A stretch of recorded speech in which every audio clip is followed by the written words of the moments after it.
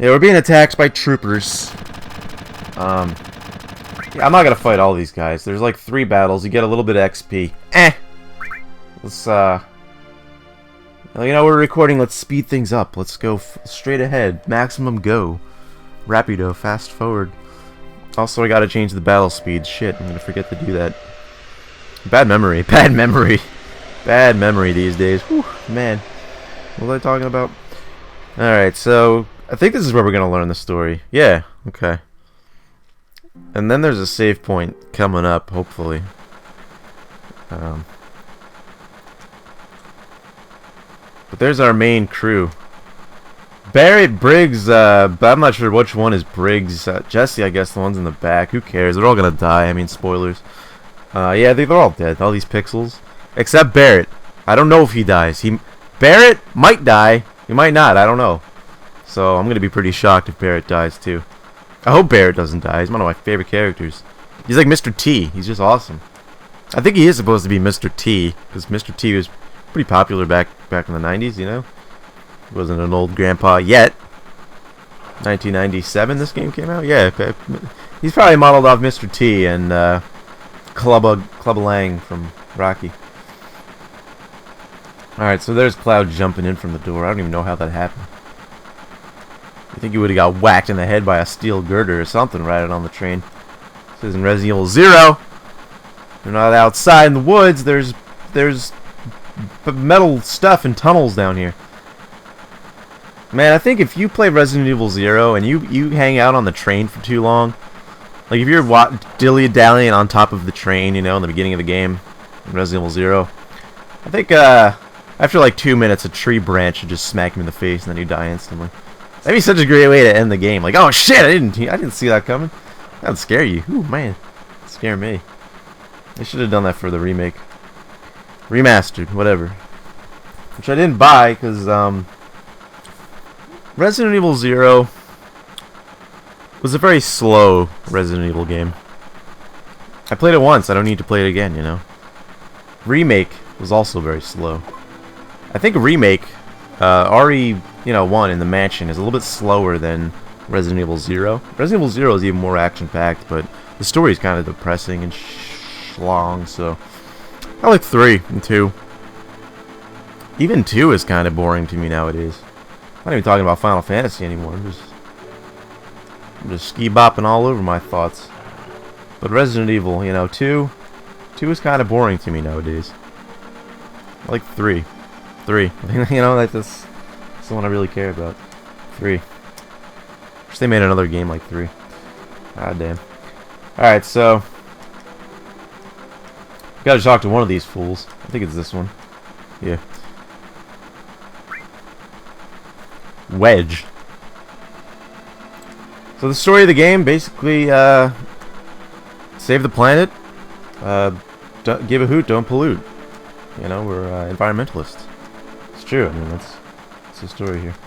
I'm not trying to go to the other side, I'm trying to talk to my friend Lime, or whatever his name is. Jesse. Lime Wedge. Midgar. Midgar's the main big old town, the main hub of just the big old fucking concrete jungle, and just a town, just a big city. Like Phillipsburg. Or Jacksonville, Kentucky. Or Tennessee, I'm sorry. Wait a minute, Jacksonville, Tennessee. A main pillar supports the plate in the center. And there are other support pillars built in each section. We're doing voice acting. Pissed was #1 reaction.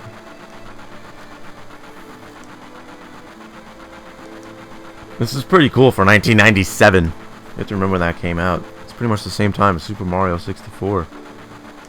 As a kid, I would have been more into Mario, but now I'm thinking, if I was like 30 years old by now, I probably would have, at the time, I would have been, what, 16? A little bit older?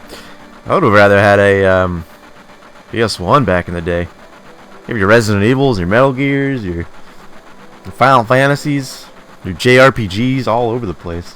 Nintendo 64 didn't have any RPGs. It had like 1 or 2. Quest.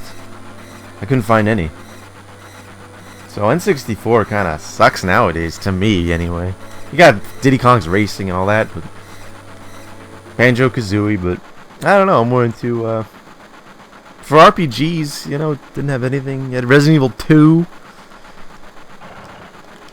Resident Evil 0 was supposed to come out on the N64. It didn't because they probably said, "Wow, this game is way too huge. We got a train, we got a mansion. Wow, let's just wait." And they waited for the next console. All right, come on, let's talk. Let's go. All right. I'm just looking at who I can talk to. Who do I talk to? I haven't played this part in a while. See, I'm so far into the game that I'm past all the cutscenes. You know, I'm fighting dragons. I'm fighting marshmallow giants and crazy stuff like giant eggs with tentacles. I'm fighting all kinds of monsters. There's a lot of imagination in this game. It's like, what the hell am I fighting? Is that a turtle with a house on its back, or a lighthouse on its back with fangs? And it's just crazy enemies you fight later on, like hover tanks with eyeballs. You fight a lot of weird stuff in this game. But I did buy Final Fantasy VIII yesterday, actually, the day before this one, a few hours ago, like 30 hours ago. Bought Final Fantasy VIII, and haven't played it. Try it out. It's $20. Not sure why Final Fantasy VIII is $20 for the PS1. What is it? What does it suck or something? Or there just a lot of copies of that game? Does no one want it? I'm not sure why there's so many Final Fantasy VIIIs out there. But Final Fantasy VII is 60, 50, 40. It's more dinero. It's more money. I don't know why. They made 1 billion of these copies. It's a disc. They could have printed out as many as they could. It cost 5 cents to print out a disc. Why are PlayStation 1 games so hard to find? I wanted to get Lunar, Star Ocean. It's expensive. It's not too expensive. It's not $500, but you know, it's a little bit of dough. You know? It's like the price of a new PS4 game just to get an old PS1 game. It's crazy. All right. So, you know what? Where's the nearest save station? Saving station receptacle. Kiosk.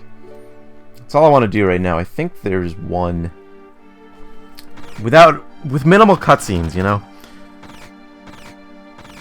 I remember this part of the game. I couldn't find a cutscene. I mean, I couldn't find a save state. So I put the PS4 in rest mode because I had to go, and I'm like, where's the save state? It's got to be somewhere. I think it's on the different screen actually. Why can't I get up these stairs? Ah, okay.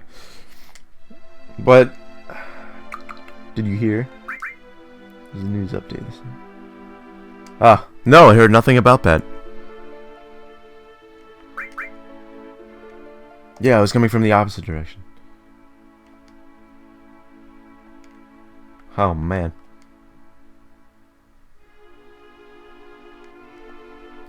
Alright, what are you doing jumping up in the back there? Calm down, sonny boy. These kids. Alright, they're up. Hey! We found a save station. And a guy. Hey, we found a human. Ah, he's breathing and stuff. You want a job? Alright, so that's a big old pillar or something. Look at that. Whew, man. 1997, folks. 1997. A time when things were less suck. Maybe a little bit more suck. Can't remember. But my god, this is like fantastic. Looks good today. I don't know how I feel about this remake that they're doing in separate chapters they have to pay for. I'm indifferent about that. If it was a full game, hell yeah, but chapters? Come on. Voice acting. Oh, they better get the voice acting right. So we'll drop another save bomb right here. And, ah, shit, we lost Barret.